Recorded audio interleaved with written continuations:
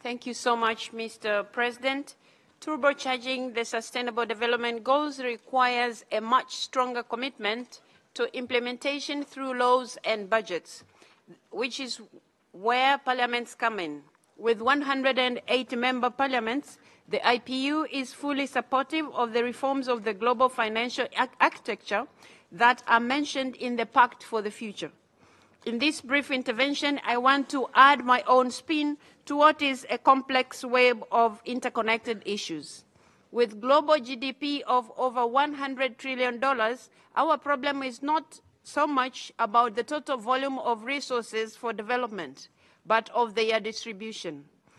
While we need to help developing countries grow their economies so that they can provide for themselves, we must also put greater emphasis on redistributing resources that are being concentrated in fewer and fewer hands, both globally and nationally.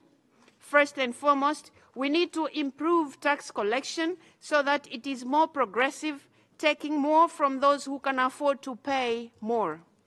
In this regard, I am pleased that a deep reform of international tax system is beginning here at the United Nations with the start of the negotiations on a tax convention. A key priority of that convention must be to put pressure on international corporations that keep finding creative ways to pay little to no taxes.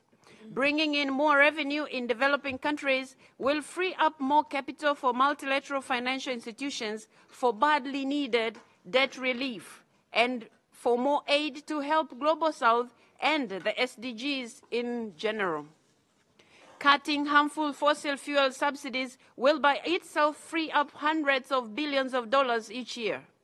It will also lead to trillions of dollars in indirect savings by reducing the cost of healthcare and environmental remediation linked to pollution.